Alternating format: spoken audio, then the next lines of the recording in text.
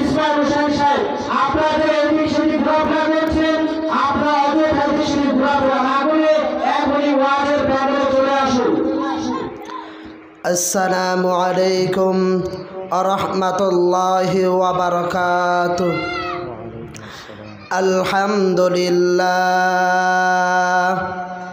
আলহামদুলিল্লাহিল্লাযী জাআলা আশ-শামসা ওয়াল Camara বিহুসবান one Nazma ওয়াশ-শাজারা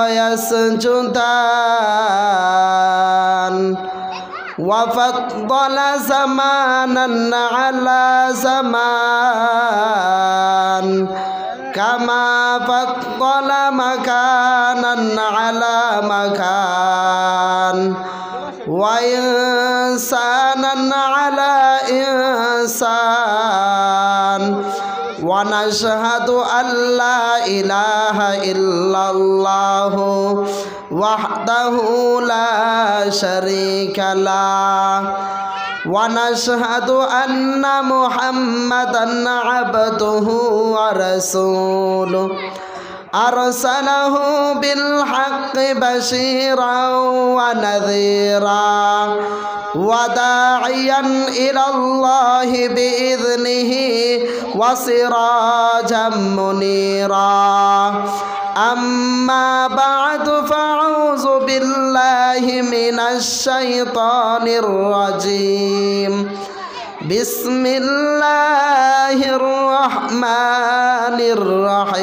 الرحيم وقضى ربك ألا تعبدوا إلا إياه وبالوالدين إحسانا وقال النبي صلى الله عليه وسلم لا طاعة لمخلوق في معصية الخالق أو كما قال عليه الصلاة والسلام صدق الله مولانا العظيم وصدق رسوله النبي الكريم ونحن على ذلك من الشاهدين والشاكرين والحمد لله رب العالمين اللهم صل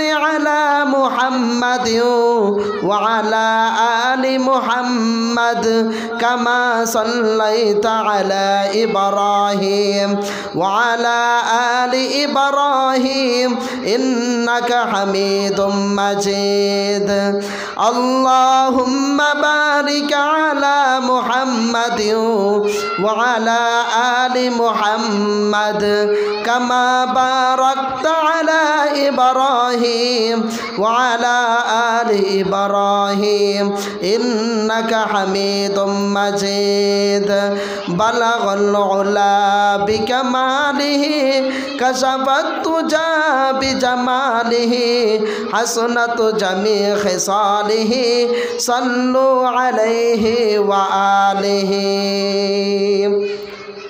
सूरज ने दिया अपने शुआ उनका ये पैगाम सूरज ने दिया अपने शुआ उनका ये पैगाम दुनिया है अजब चीज़ कभी सुबह कभी शाम दुनिया है अजब चीज़ कभी सुबह कभी शाम दुनिया में हो दुनिया का तलबगार नहीं हो बाजार से गुजार हो खरीदार नहीं हो बाजार से गुजार हो खरीदार नहीं हो मकबूल तो है शाज़ है काबिल तो बहुत है आईना के मानंदे तो नहीं दिल तो बहुत है आईना के मानंदे तो नहीं दिल तो बहुत है कोथा থেকে আগমান কোথা যেতে হবে রে কে আনিল কি কারণে জানা নাই বাবেতে আলহামদুলিল্লাহ ওই মহান মালিকের দরবারে লাখ কোটি শুকরিয়া যে আল্লাহ সুবহানাহু তাআলা আমাদেরকে দয়া মায়া করে এ ফেতনার জমানায় কুরআন ও হাদিসের মজলিসের মধ্যে আসার, আমাকে কিছু কথা বলবার, আপনাদেরকে মন দিয়ে শুনবার তৌফিক দান করেছে। এই জন্য এই মালিকের দরবারে একবার শুকরিয়া আদায় করি, বলি আলহামদুলিল্লাহ। আরও একবার শুকরিয়া আদায় করি যে আল্লাহ রব্বুল আলামিন আমাদেরকে দামি এক কোরআন দিলেন, আবার বিশ্ব নবীর উম্মত হিসাবে দুনিয়াতে পাঠাইলেন। এই জন্য আরেকবার শুকরিয়া আদায় করি, বলে আলহামদুলিল্লাহ। আমি আপনাদের সামনে একটা আয়াতে কারিমা তেলাওয়াত করেছি।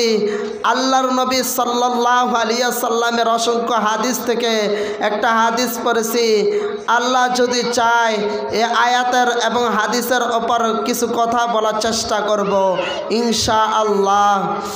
আল্লাহ পাক রব্বুল আলামিন আয়াতের মধ্যে বলেন, আকাদা রাব্বুকা আল্লা তা'বুদু, হে দুনিয়ার মুসলমান, হে দুনিয়ার ইমানদার, আমি আল্লাহ তাআলার গোলামি করবে। জোরে আওয়াজ দিয়ে বলে, কার গোলামি? আল্লাহর।